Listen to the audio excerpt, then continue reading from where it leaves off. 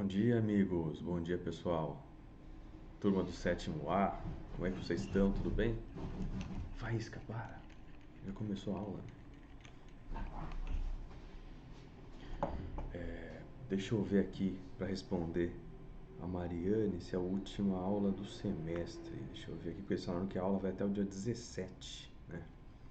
E vocês teriam aula dia 18, então pode ser que seja a última, hein, gente? Ficar esperto aí, que pode ser que seja sim a última, tá? Foi a informação que a gente recebeu lá do grupo do WhatsApp de professores de prática, que ia até o dia 17. Vamos ver a confirmação deles, mas por enquanto parece que é a última, tá bom? Dentro do nosso programa ia ser a última mesmo.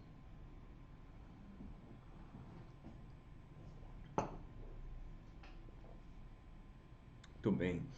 Vou dar bom dia pro pessoal que está aí assistindo essa aula especial da OAB. O Gabriel De Angelis está aí, primeiro a chegar. Quem mais? A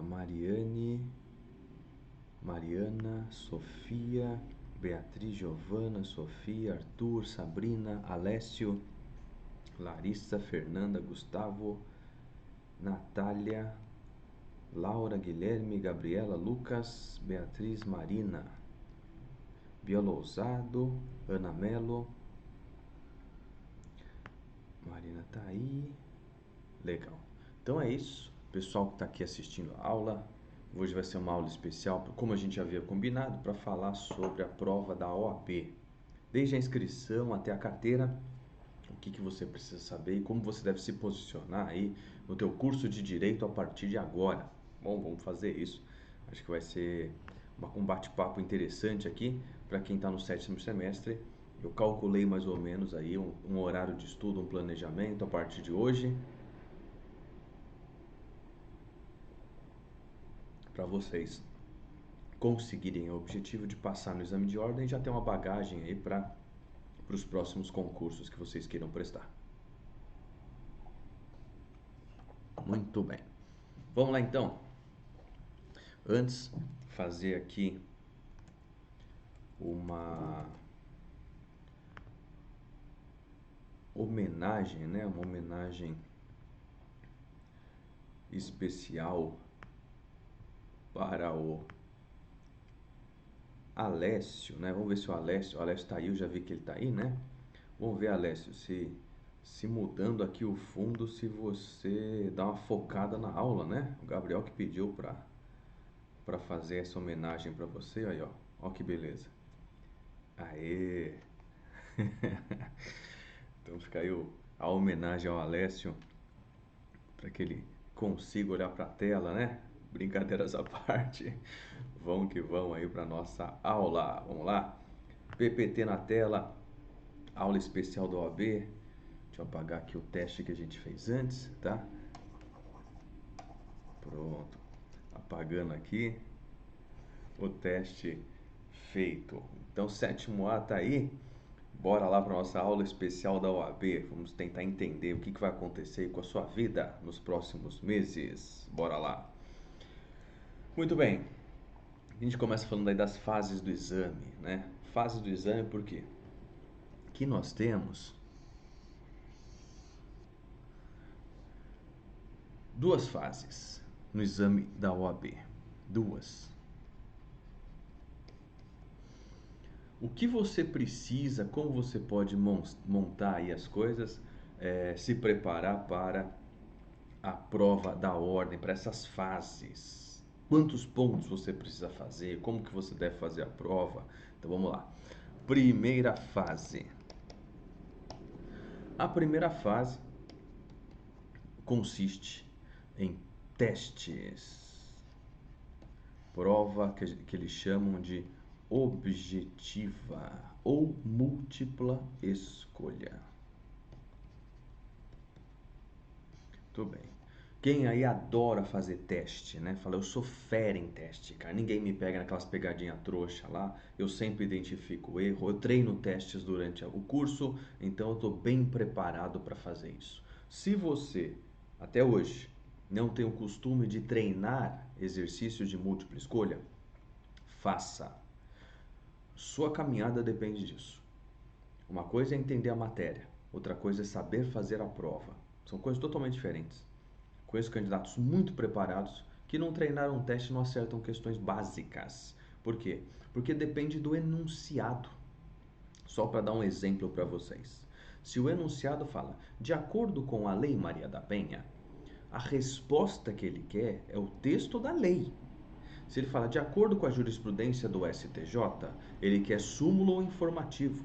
Então, dependendo de como a coisa aparece para você, você precisa segmentar as informações que você estudou. Doutrina, lei, jurisprudência. E conhecer de cor o conteúdo de cada uma dessas pastinhas aí no seu desktop mental. Porque a primeira fase não tem consulta. É você e você, tá? Então não tem consulta aqui na primeira fase da OAB. Vamos escrever aqui.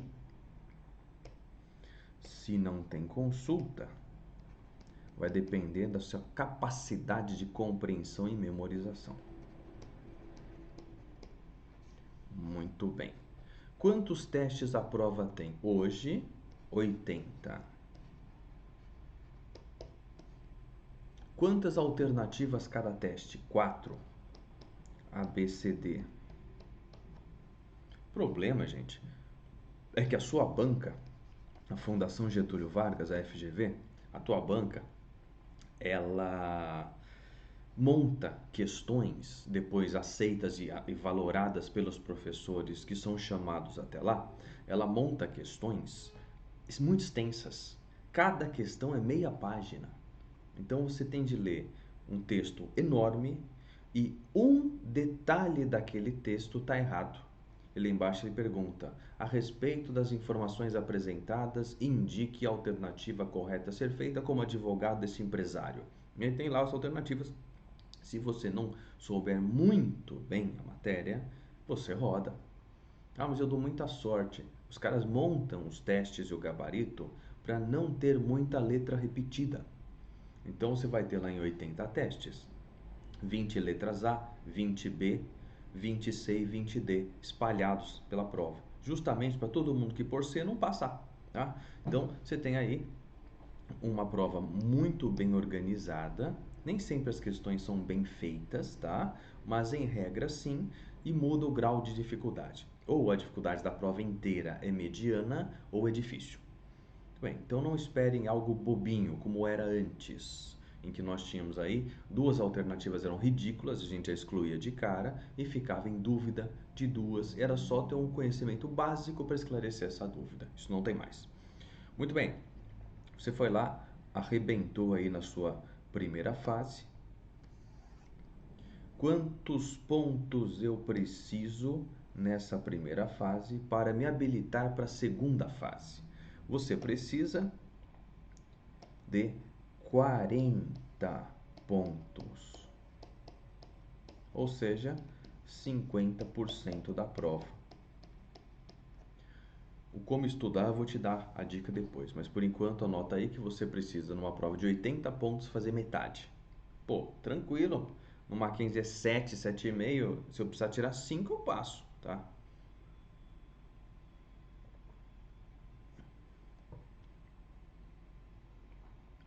A Larissa diz, vale a regrinha do vestibular. Junta todas que não souber e chuta a letra que saiu menos. É uma técnica, tá? Tem o pessoal que tem aí como fazer a prova sem nunca ter lido nada. Tem vídeos no YouTube mostrando essas porcarias, né? Que os caras colocam lá. Se você não conhece o direito, vá pela lógica. Evite alternativas que estejam escritas jamais, somente, sempre. Então tem umas técnicas, umas regrinhas lá para fazer a prova para quem não sabe, que às vezes ajuda, tá? E essa que a Larissa falou é uma delas. Falou, ó, eu tô indo bem na prova, essas eu tenho certeza. Agora eu vou pegar as que eu não sei e vou ver quantas letras tem de cada uma. Isso é uma loucura, né, cara? Mas é uma técnica para quem realmente não tem como adivinhar a resposta. Muito bem. Quais matérias tem na primeira fase? Qual é o conteúdo programático? O que cai na prova? Resposta: cai tudo que existe, tá? A prova da OAB é a única que não tem conteúdo programático no anexo do edital de abertura. Cai tudo o que existe no direito. Tudo. Constitucional, internacional, humanos, ambiental, é, criança e adolescente, depois as matérias tradicionais, constitucional, administrativo, empresarial, tributário, penal, processo penal, civil, processo civil, trabalho, processo do trabalho. Então você vai ter aí muita coisa e a matéria que mais cai na prova, ou seja, que tem o maior número de testes, é ética profissional. Tá bom? Isso aí, se você gabaritar éticas, só ficam faltando aí 29, 30 testes. Então, este é o panorama da primeira fase. E você pergunta: para você poder participar da prova da OAB, você precisa estar matriculado no nono semestre. Matriculado no nono semestre. Você vai na secretaria do Mackenzie, você fala: estou matriculado no nono semestre, agora eu posso prestar a prova da ordem, tá? Você consegue ali, passando na primeira fase, fazendo seus 40 pontos, vão publicar uma lista de pessoas aprovadas para a segunda fase. Legal, deu certo, conseguimos. Aí começa a segunda, vamos lá. Aí começa a segunda fase.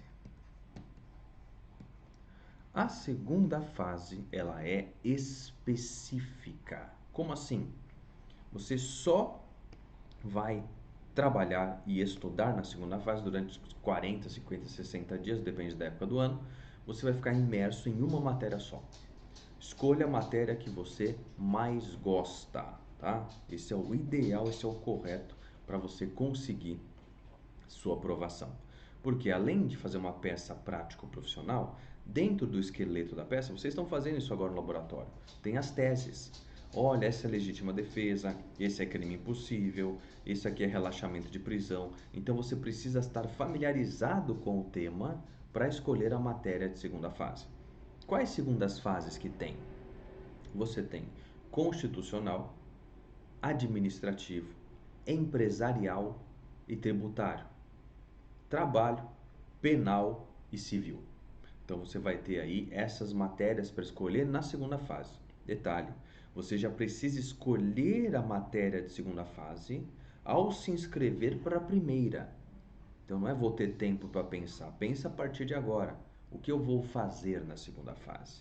Você vai ter muito tempo para tentar descobrir isso. Como? Refazendo as provas anteriores do OAB.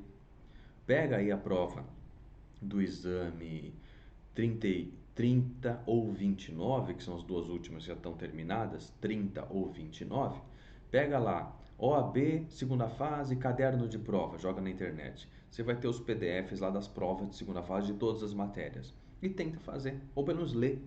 Fala: nossa, aqui eu não conseguiria fazer, isso aqui jamais, nunca ouvi falar nisso. Então, você vai verificando aí o que serve e o que não serve. Claro, ainda falta você fazer prática de processo civil no oitavo semestre.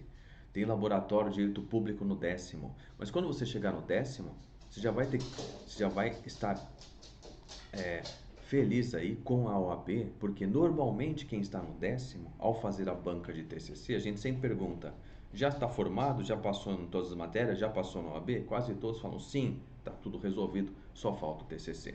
Então, às vezes não dá tempo de chegar lá no laboratório de direito público para verificar se você gosta de constitucional, administrativo, empresarial ou tributário, tá bom? Muito bem. Segunda fase, então, você escolhe uma disciplina.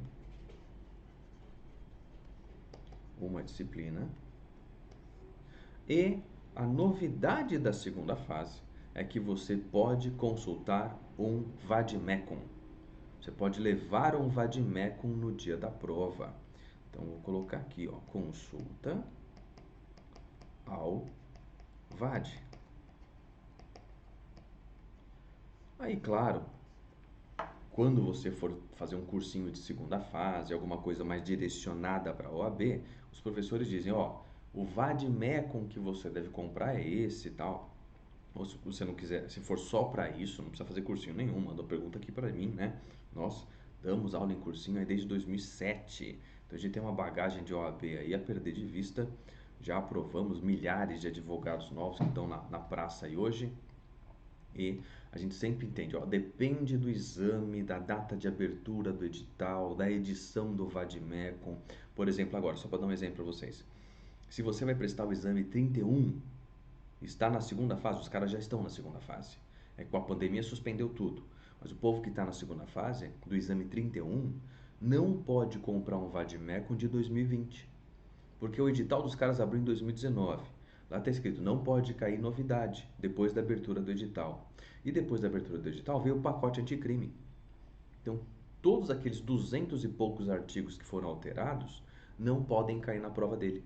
Então, o cara teve de achar um VAD do segundo semestre de 2019 para poder fazer as marcações, os clipes, as cores, as legendas e poder usar o VAD, tá bom? Então, depende muito de cada prova, a sua.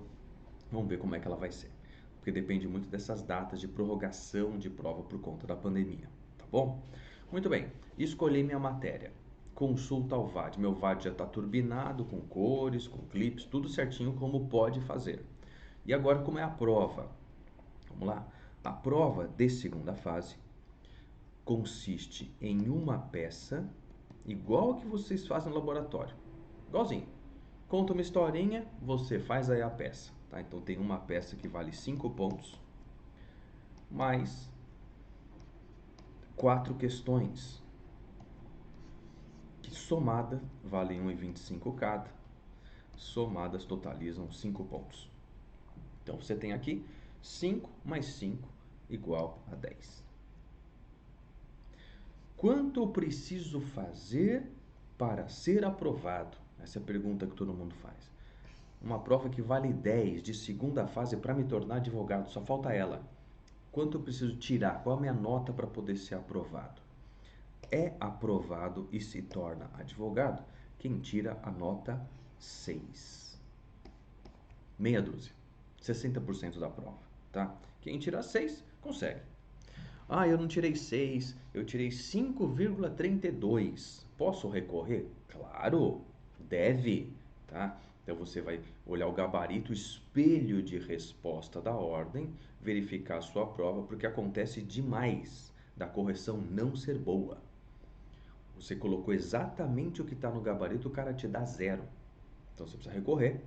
Questão 3, minha resposta está, abre aspas, coloca. Resposta do gabarito está, abre aspas, fala, portanto, pelo espelhamento de uma coisa com a outra, venho requerer aí o acréscimo da minha pontuação. Legal. Aí quem vai corrigir recurso é um pouco mais, tem mais bagagem, mais tempo de correção do que a meninada que faz aquela primeira correção de volume. Cada um tem 1000 provas por semana para corrigir. Então acaba passando coisa. Então, já na fase do recurso, é um pessoal que só vai corrigir o que tem um número menor aí. Muito bem, cabe recurso tanto na primeira fase para você tentar anular um teste, quanto na segunda para você tentar melhorar sua nota, tá bom? Consegui. Primeira fase eu fiz, os maquinzistas aí fazem uma pontuação entre 45 e 65, tá? Uma turma forte, pessoal bem preparado. E na segunda fase, 6,5, 7, eu já vi 8, 8,5. Um ou outro assim se destaca demais até por fazer estágio. E os caras fazem 9, 9,2, 10 eu nunca vi. Em todos esses anos eu nunca vi um 10. Mas estamos em busca dele, tá bom? Muito bem. O Alessio pergunta, qual que é o tempo de prova? Excelente pergunta, Alessio. Quando você estiver administrando seu tempo, qual é o tempo que eu tenho para fazer essa prova? Tanto a primeira fase quanto a segunda fase, 5 horas cada uma. 5 horas sentado numa carteira fazendo a primeira fase, 5 horas numa carteira fazendo a segunda fase. Então, vocês que estão voando aí no laboratório, né, que conseguem meia aula fazer uma peça, você vai ter 5 horas para fazer uma peça bem feita e 4 questões, tá bom? Muito bem, o Richard pergunta: os recursos para anular testes têm efeitos para todos que estão prestando a prova ou só para quem recorreu? Richard, FGV, pega só o seu recurso, vamos supor que no Brasil inteiro só você recorreu.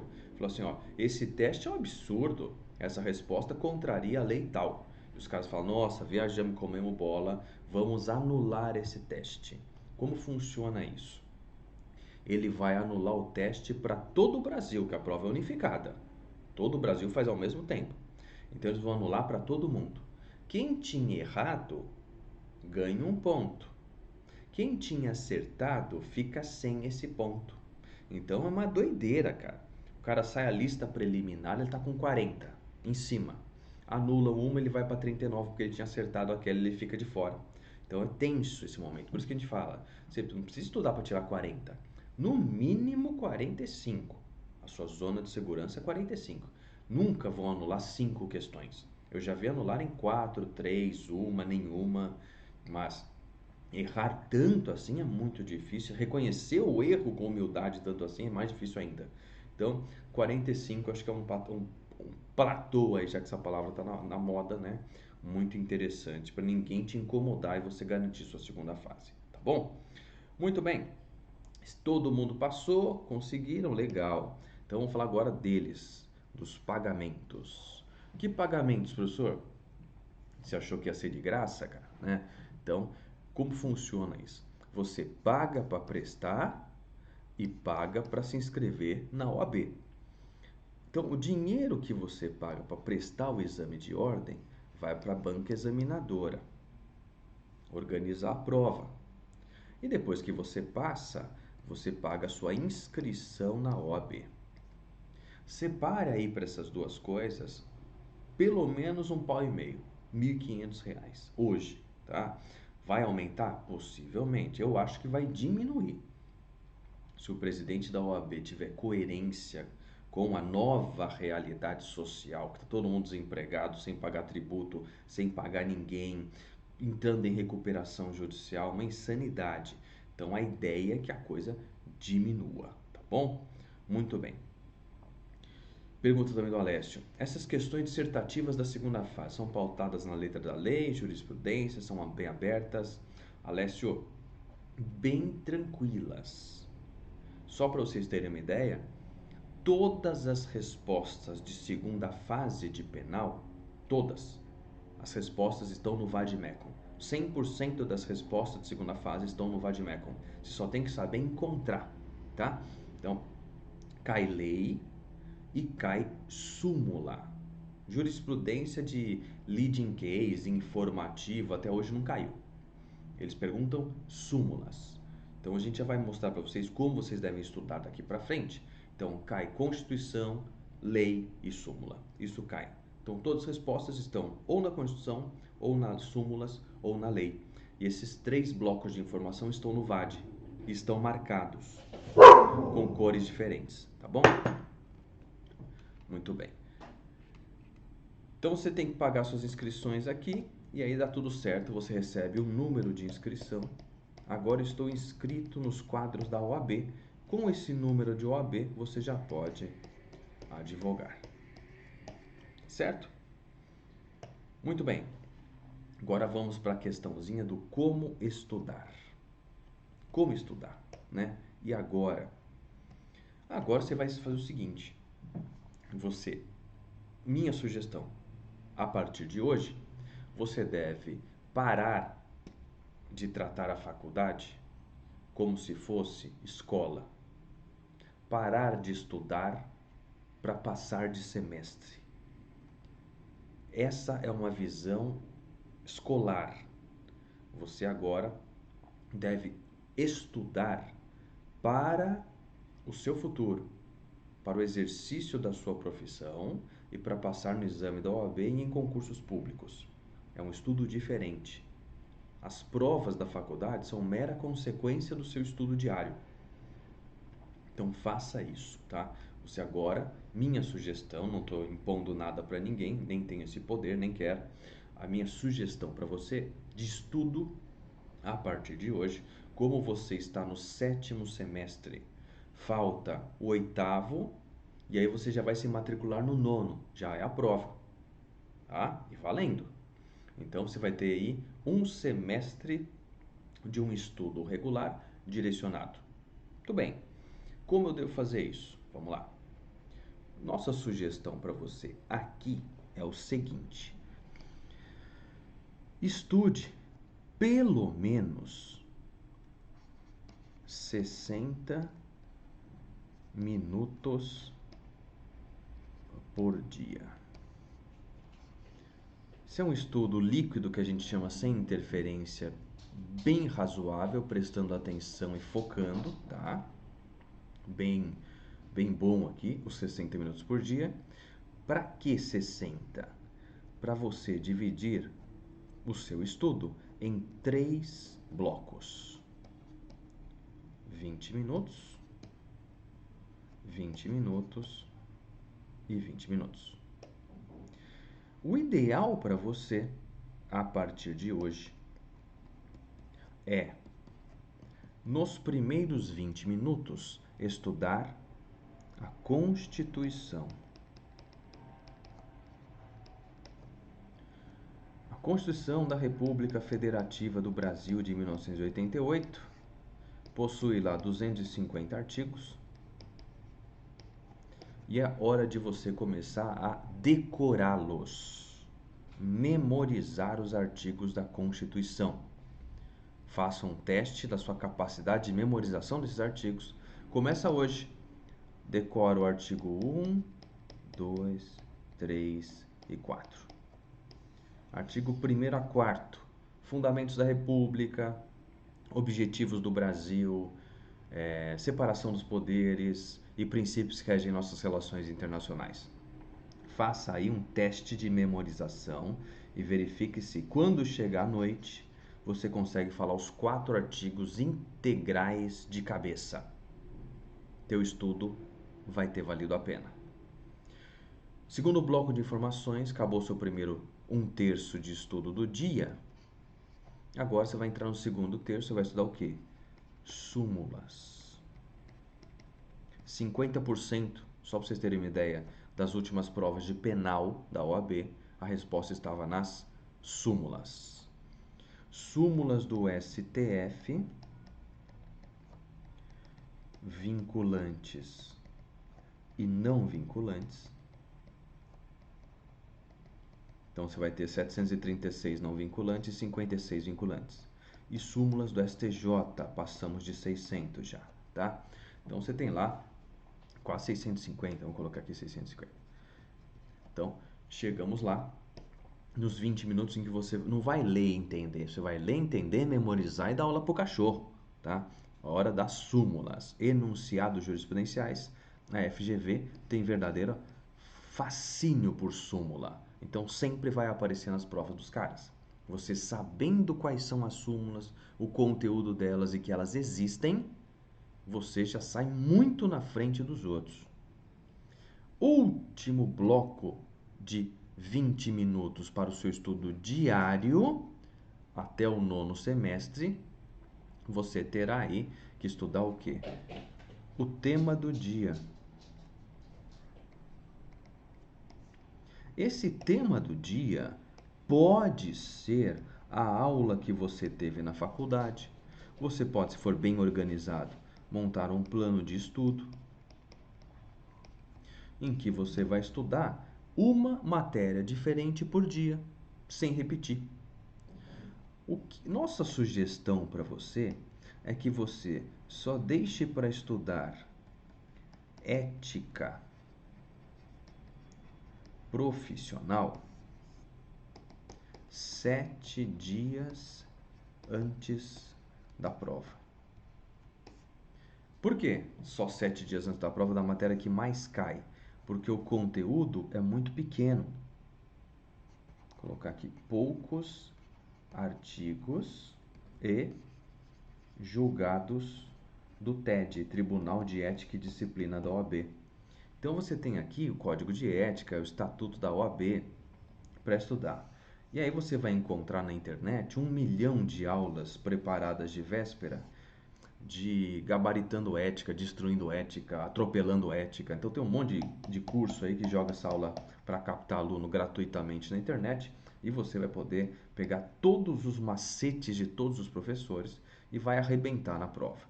Lembrando, se você gabarita a ética, que o conteúdo é pequeno, então dá para deixar isso na memória de curto alcance, na véspera, você já chega com, no mínimo, 10 pontos. Faltam só 30 para atingir 40, que é a metade para passar. E esses 30 você pode conseguir em todas as outras matérias da prova. Então, este é um atalho muito interessante. Mas por que estudar direito constitucional com tanta importância? se as outras matérias eu tenho que dividir meu tema para todas elas? Na verdade, todas as matérias estão na Constituição. Constitucional, administrativo no 37, trabalhista no 6 e no 7, penal no artigo 5º, ambiental no 225, ordem econômica no 170, tributário no 45, tudo que você possa imaginar de matéria está na Constituição. Então, se qualquer professor, qualquer advogado escolher uma questão que tem um lastro constitucional na sua disciplina, você vai saber de cor. Saber de cor 250 artigos. Mas eu já terminei de ler 250, volta para o 1 e lê de novo. Mas eu já decorei tudo, volta para o 1 e lê de novo. Sempre. Porque aí você consegue um grau de memorização com detalhes para passar em qualquer concurso em primeiro lugar. Não adianta você falar assim, é só entender que eu passo. Não é. O entender vem junto com a memorização. Você vai estar sozinho numa carteira, numa sala de aula X por aí, e vão colocar um papel na sua frente sem consulta para você fazer. Onde você vai buscar essas informações? Na sua memória. Então você precisa colocar tudo o que você está lendo lá dentro. E técnicas de memorização são muito importantes. Olha, minha memória é visual. Eu lembro o lugar do caderno onde estava a resposta na hora da prova. Então leia bastante, use cores, grife. Minha memória é auditiva. Eu lembro do professor falando na hora da prova. Explore isso também. Grave com a sua voz, no seu ritmo. Porque não adianta você pegar a Constituição gravada pelo Senado, o cara fica lá, alterado pela emenda constitucional, você já joga o negócio na parede. Sai fora. Então grava só com as suas palavras aquilo que você precisa, põe o fone e vai ouvindo. Constituição, lida, grifada, falada, ouvida. E minha memória é a pior de todas, professor, ela é redacional. Se eu não escrever, eu não aprendo. Se eu não escrever, eu não lembro. Então aí você vai ter que escrever toda a matéria. Putz, eu vou escrever a Constituição inteira no braço? E por que não? Você não está estudando? Cada palavra que você escreve, você tem de prestar atenção na Constituição, uma atenção suficiente para repetir a palavra que você está escrevendo. Isso é estudar. Tá bom? Muito bem. Seu estudo constitucional está robusto, você é uma máquina de direito constitucional. Qualquer professor a partir de hoje que falar para você alguma coisa, fala assim, é o artigo tal da Constituição. Isso está lá no ato das disposições transitórias, isso aqui é cláusula pétrea. Então você vai passear no direito constitucional, inclusive a planificação constitucional de todas as matérias. Muito bem. Nas súmulas, melhor ainda. Enunciado jurisprudencial. Então você vai destruir de conhecimento de Constituição e jurisprudência. É quase um ministro do Supremo, tá? Você tá folgadão, você tá arrogantão porque você aprendeu e sabe de cor tudo. Aí fica faltando o quê? Os temas específicos. A tua base é a Constituição e as súmulas. Temas do dia. Hoje eu vou estudar títulos de crédito. Hoje eu vou estudar tributos em espécie. Hoje eu vou estudar habeas corpus. E vai indo.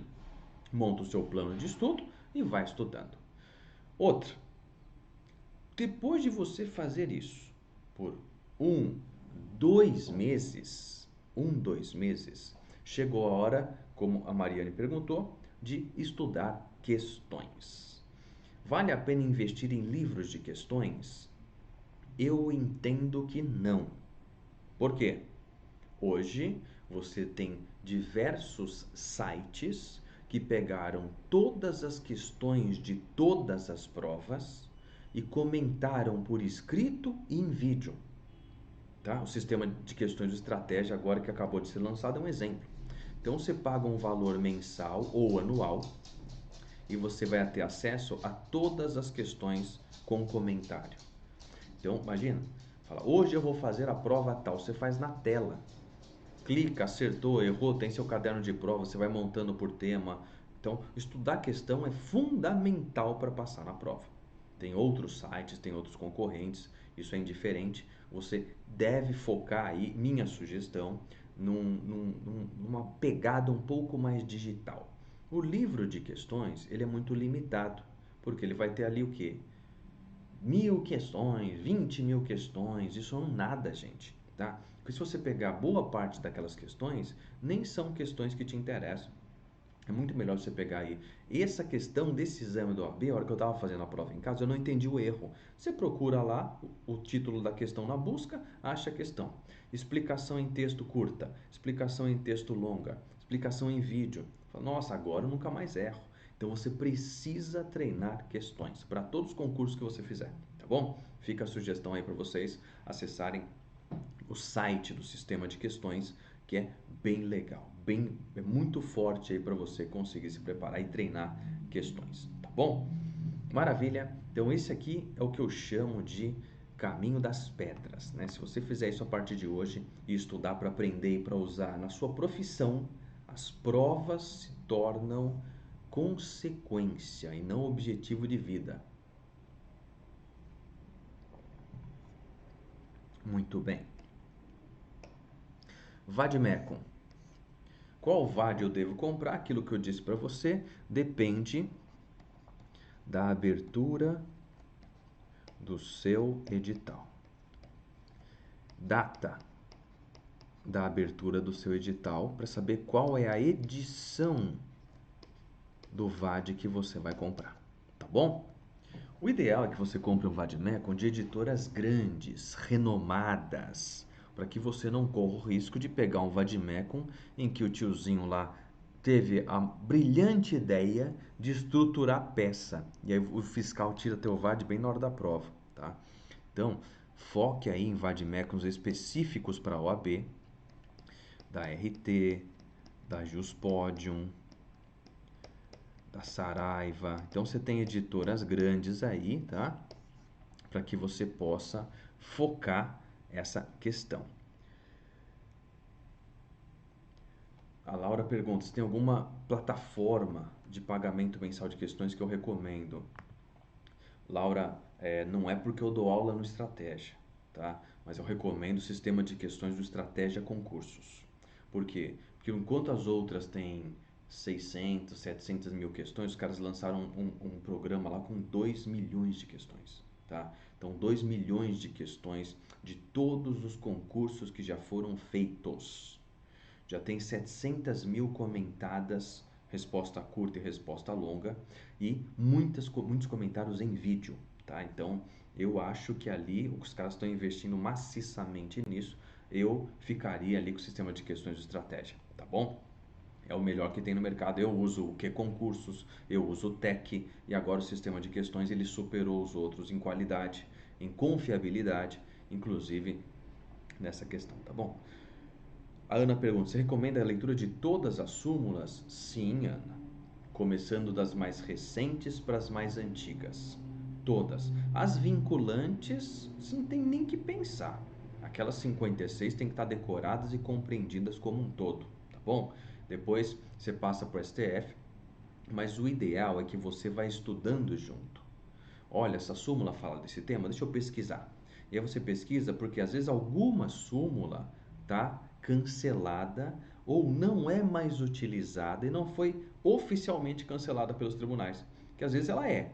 Então, por exemplo, o roubo com arma de brinquedo aumentava a pena. Hoje essa súmula está cancelada e está escrito lá, súmula cancelada. Aí você não precisa estudar, tá? Mas se debruce em todas as súmulas que o conteúdo deles é fundamental para a FGV e para os outros concursos também, tá bom? Muito bem, o VAD então, vamos esperar abrir o teu edital, né? Então você hoje está no 7º semestre, no primeiro semestre de 2020. Aí você vai para o 8º semestre, no 2º semestre de 2020. Você vai se matricular no 9º semestre, quando? No primeiro semestre de 2021. Essa vai ser tua prova, tá bom? Legal. Pergunta da Beatriz. Beatriz pergunta: você tem alguma dica de estruturar plano de estudos para a primeira fase ou estudo pela grade da graduação? Beatriz, não acho que a grade da graduação é uma boa, porque dependendo do semestre que você está, o número de matérias é pequenininho. Nesse semestre a gente só vai estudar A, B, C, D e E. E as outras? Então, o ideal é que você faça uma relação de todas as matérias, treine provas anteriores da OAB para ver o quê? Quantas questões tem de cada tema. Processo penal tem 6, direito penal tem 7, ética tem 11, em compreensão ambiental tem 1, internacional tem 1, consumidor tem 1. Então você não vai dedicar o mesmo tempo para questões que tem um teste do que para as questões que tem 7, 8, 9, tá? Então, fazendo essa divisão, você pode montar o seu plano de estudo de maneira proporcional. Vou pegar então só o filé do Código de Defesa do Consumidor, só aquilo que já caiu nas provas anteriores. Agora cai também filosofia, cara. Você vai estudar desde o Aristóteles até os filósofos modernos? Não tem como, tá? Então você tem que tentar pescar professores de filosofia que direcionam para a OAB para ver o que já caiu. Olha, caiu Platão, caiu Kant, caiu Aristóteles, caiu Sócrates, caiu, sei lá. Então, você tem que direcionar o teu estudo para otimizá-lo. Não adianta você se perder no conteúdo que é muito extenso, tem que ser mais condensada, tá bom? E proporcionalmente, monte um plano de estudo de acordo com as matérias que têm mais incidência. E aí você fala, essa aqui eu vou estudar tanto, no outro dia eu estudar tanto, e você consegue ir matando aí a frequência de vezes que você estuda aquela matéria, tá bom? Muito bom, vamos voltar para cá. Chegou aquele momento, né? Você fez lá a primeira fase, arrebentou, fez a segunda fase, passou, viu o seu nome na lista. Aquela hora que o pessoal, de maneira até incompreensível, né? Eles, assim que passam, assim que tem o seu nome na lista, o cara corre para a rede social e fala: chupa OAB, passei. Você xinga a instituição que você acabou de entrar. É muito surreal isso, gente. É que vocês não percebem, tá? Mas é a mesma coisa que você passar na magistratura e falar: toma magistratura, sua trouxa, né? Caramba, cara, como que você vai ser recebido no lanche, né? Então, se você quiser xingar alguém quando você passar para dar aquela extravasada, xinga a banca, pô, né? Xinga a FGV, não a OAB, tá bom? Fica a dica do xingamento aí, na hora que você passar na prova. Muito bem, seu nome está na lista. Agora você vai precisar entregar os seus documentos na sede da OAB.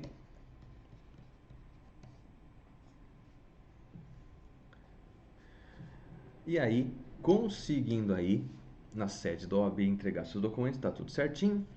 Eles vão marcar uma data para uma solenidade, que é a entrega das carteiras. Que é a entrega das carteiras, tá bom? Então, você consegue aí, depois desta aprovação toda, pegar sua entrega das carteiras e aí você, com o número da OAB que você já terá antes mesmo dessa data, você já pode começar a advogar. E aquele momento em que você diz: bom, já passei, agora eu não vou pagar mais nada, né, professor? Vai sim, né? Existe algo que chama anuidade.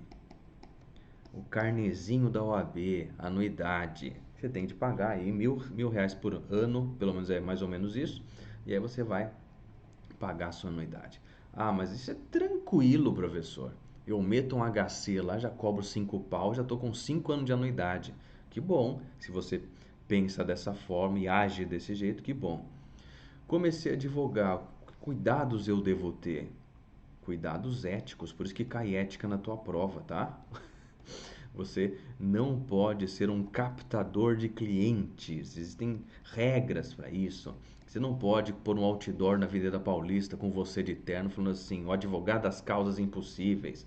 Você não pode passar os colegas para trás cobrando menos do que a tabela mínima de honorários, porque aí você vira um captador. Enfim, você vai pegar aí no caminho, nas aulas de ética, tudo aquilo que você não pode fazer para não ser julgado pelo Tribunal de Ética e Disciplina, cujas penas vão desde uma simples advertência, ó, que feio, não faça mais isso, até a cassação da sua OAB. Os caras tomam a OAB de você porque você teve uma pena gravíssima. Você tinha procuração do cliente para levantar o dinheiro judicialmente que era dele e você fica com o dinheiro para você, tá? Nossa, que absurdo, uma apropriação indébita. Então você praticou crime mais a parte do Tribunal de Ética, tá bom? Muito bem. Vamos para as dúvidas agora. Que dúvidas vocês têm sobre essa prova da OAB, né? Que dúvida que vocês têm sobre essa prova? Vamos lá? Uma das dúvidas que apareceu foi, professor, eu fiz umas coisas erradas aí na vida e eu tenho antecedentes criminais. Eu bati o trânsito, eu dirigi bêbado, me pegaram com droga no jurídico, eu bati na namorada, eu tenho um inquérito, eu já fui condenado, eu cumpri suspensão condicional do processo, enfim, eu tenho um problema aí no meu passado que está documentado pelo Estado. Eu pergunto, eu que tenho antecedentes criminais, eu posso prestar a prova da OAB? A resposta é depende do crime. Como assim depende do crime? Se você é um estelionatário que falsificou documentos de concurso, os caras não te querem. Agora, se você praticou algo que todo mundo está sujeito a praticar, você não tem nem que se preocupar, tá bom? Pode, à vontade, tranquilo. Não se preocupe com isso. É mais uma questão de engodo, de fraude, de gente desonesta que usa o intelecto para enganar o próximo. Porque você vai se habilitar como advogado e vai poder resolver a vida das pessoas. As pessoas numa situação extremamente vulneráveis vão procurar você para você ajudá-las. A mulher que foi colocada para fora com as crianças, ela vai procurar você para você pedir a pensão para o canalha que fez isso.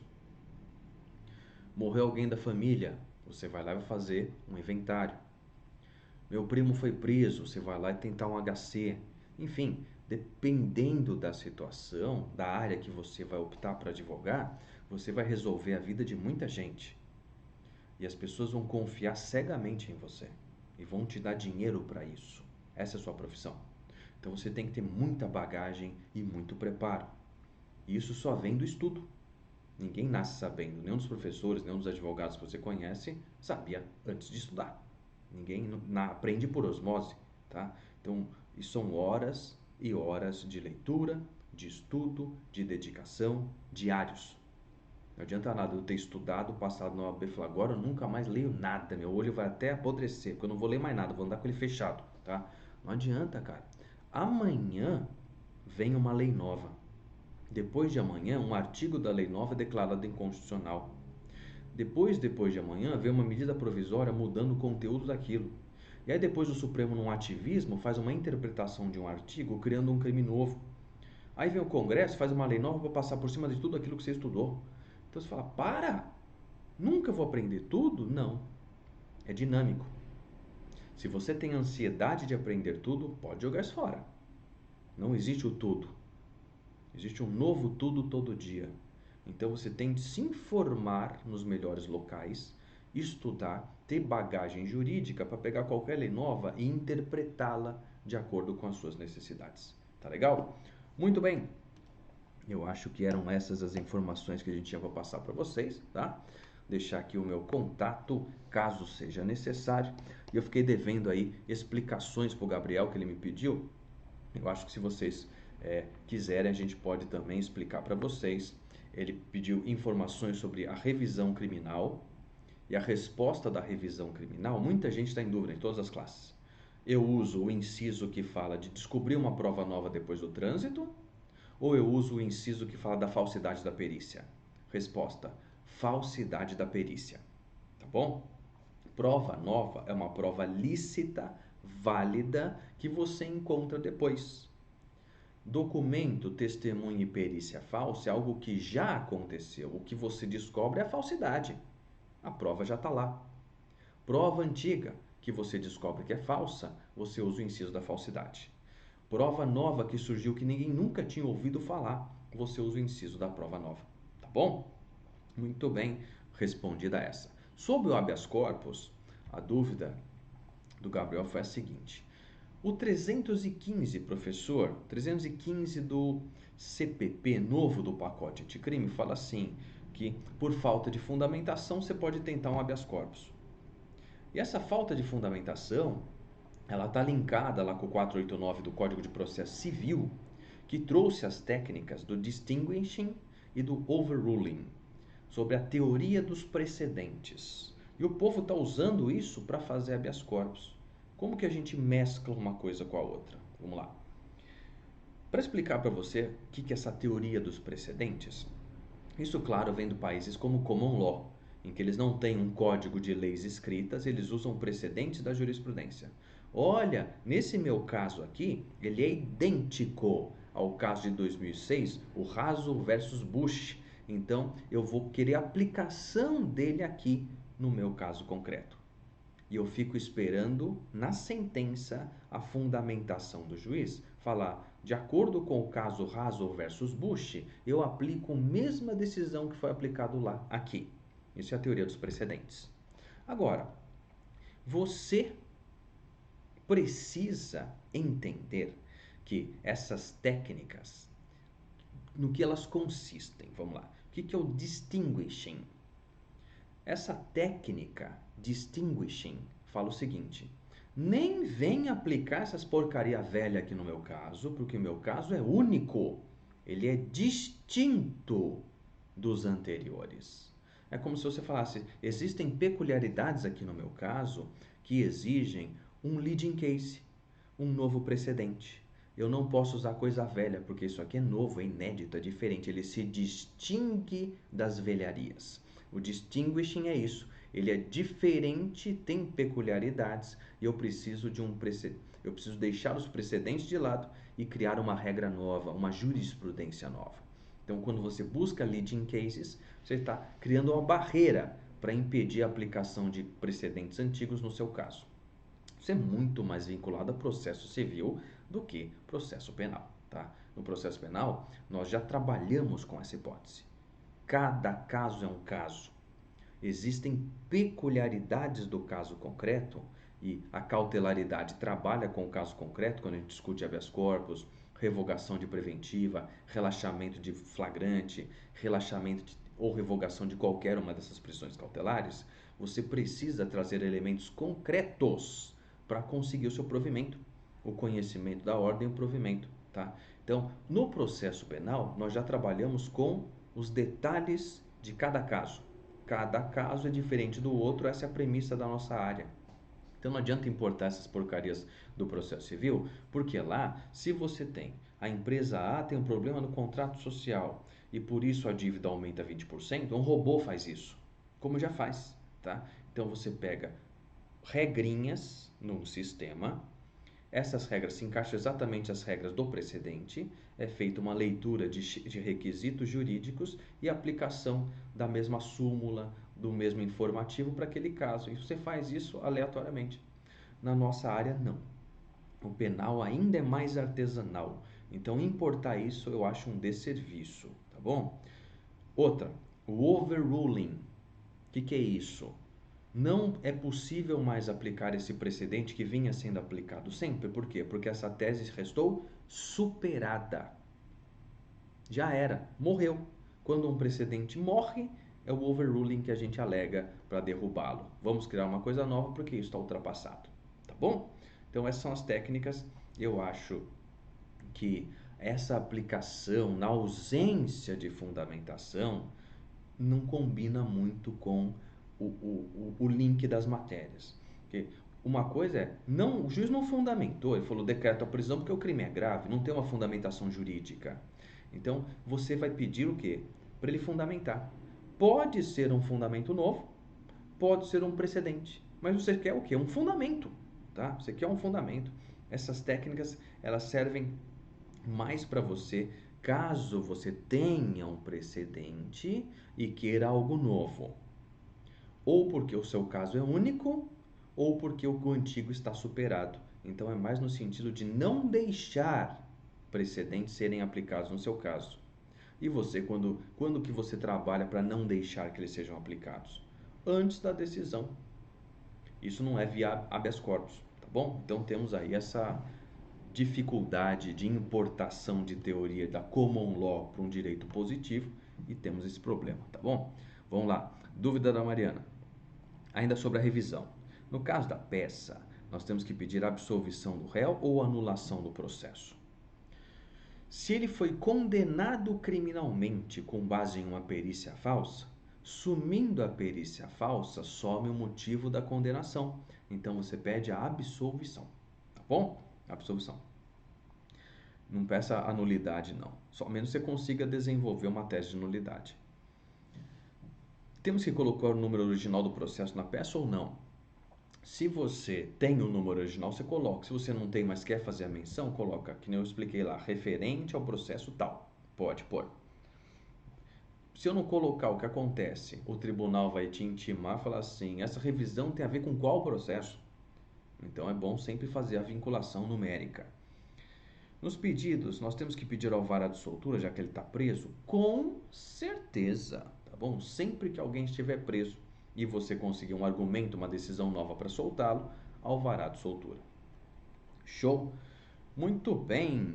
Mais dúvidas aí? Não? Tranquilo isso mesmo? Legal, gente.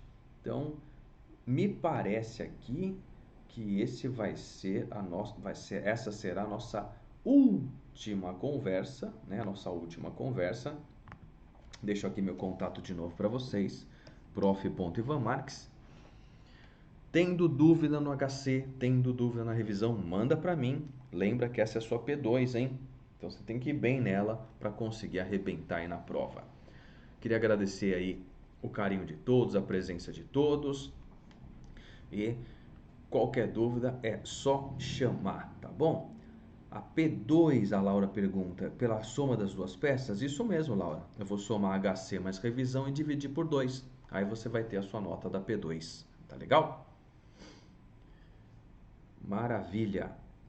Vamos então terminar aqui a nossa aula, homenageando o nosso queridíssimo Dr. Alessio. Valeu, galera. Obrigado a todos aí. Até a próxima. Tchau, tchau.